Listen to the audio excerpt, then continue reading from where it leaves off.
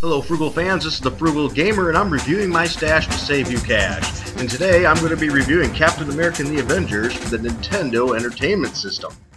Now, you can find this game on eBay from $15 to $75 because of course it's an older game and isn't made anymore.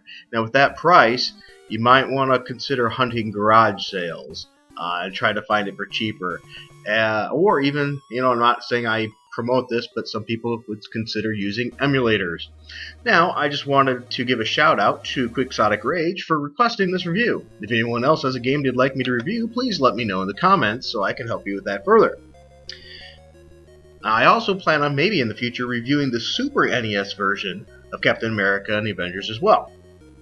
Now, as you see here, Captain America, believe it or not, is not the same game on the NES as the one you pumped quarters to in your local arcade in the 1990s.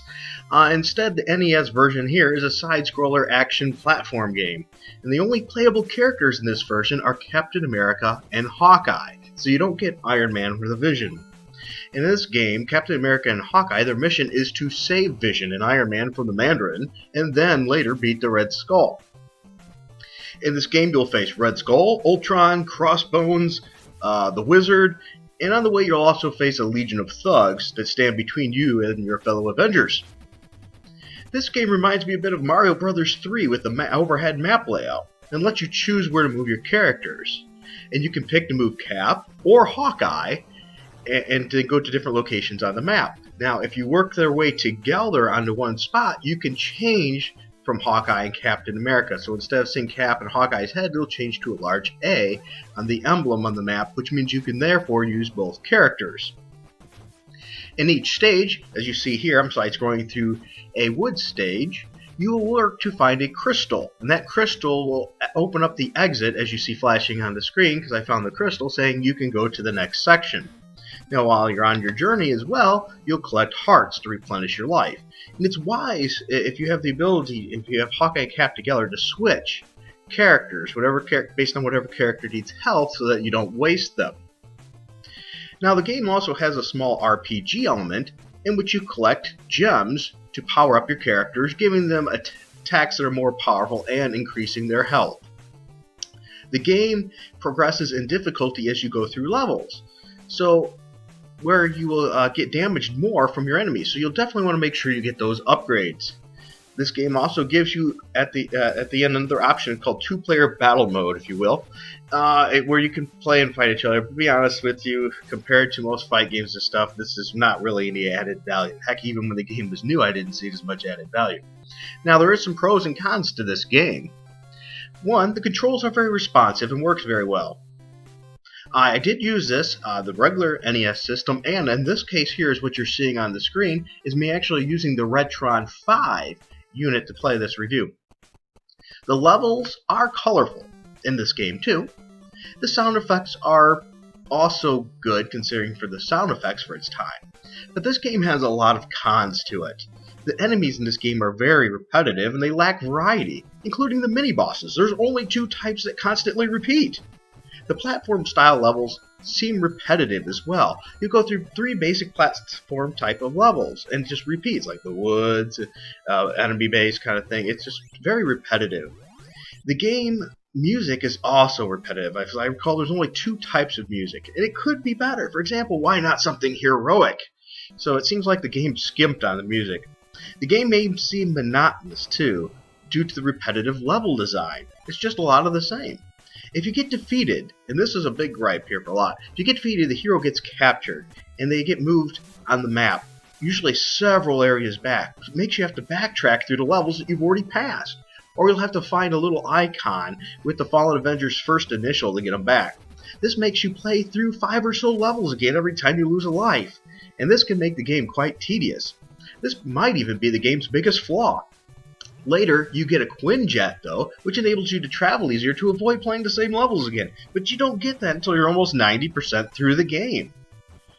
Now, another big drawback is this game's called Captain America and the Avengers, but you only get to play Captain America and Hawkeye.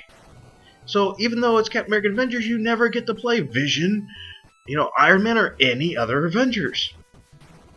The graphics, as you see, for its time, I think are pretty good. the motion tracking, moving things are. Now you get a lot of this too, where Wasp will be telling you what to do, and it's like, I already know that, Wasp. It's sort of obvious, but considering the type of game, and the timing, you can't expect it to be anything else than word bubbles too.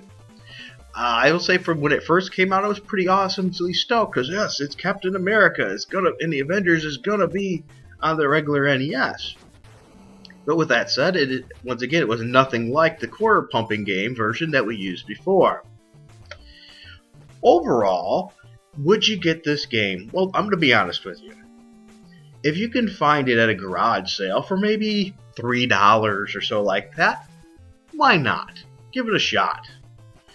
Or if you're a collector and you have to have all things Captain America or all things Hawkeye or all things Avengers, this may be good, but be warned, it can go for a lot of money on eBay.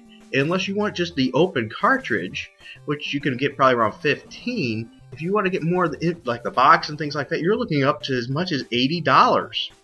So if you're a collector, it might be good. But otherwise, to be fair, you might want to consider passing on this game. With the amount of cost it has to it, unless you can find it for cheap, you probably could spend your time better on other games that you might enjoy. Consider maybe checking out the SNES Captain America and Avengers game, or the one on the Genesis. There is other Marvel games, of course, out there, and Marvel doesn't exactly have the best track record on video games, and of course neither does its competitor DC. Comics have always been a hit and miss with video games, and, this one might be a bit of a miss. Now, you might wonder also, one of the reasons this inspired me to do this, and I'm glad Quixotic Rage did, is because, the Avengers rage right now, in the movies as well as Captain America, so I thought, this might be a good time to do it. So with that said, if I had the choice to play this game or read Avengers or Captain America comic books, I'd probably read the comic books, but then again, it also depends on the time period. There's a time period with Heroes Reborn I probably would have skipped. And currently, right now, I don't know, Marvel's up in the air. Now, other sections of the game, too, like I've just shown, and I'll show another one, might be a little hard on the eyes, too, so be wary of that. So, if you do lose both of your lives, one of the good things about the game is you don't necessarily have to start right all over again. You do have a few continues to use. Alright, so Frugal fans, I hope you found this helpful. And mind you, I think Captain America himself probably wouldn't have been too happy with this game. So once again, I'm not sponsored by anybody. These reviews are my own, so please don't forget to hit that like button, subscribe. Thank you for listening. Have a good day. Keep it frugal.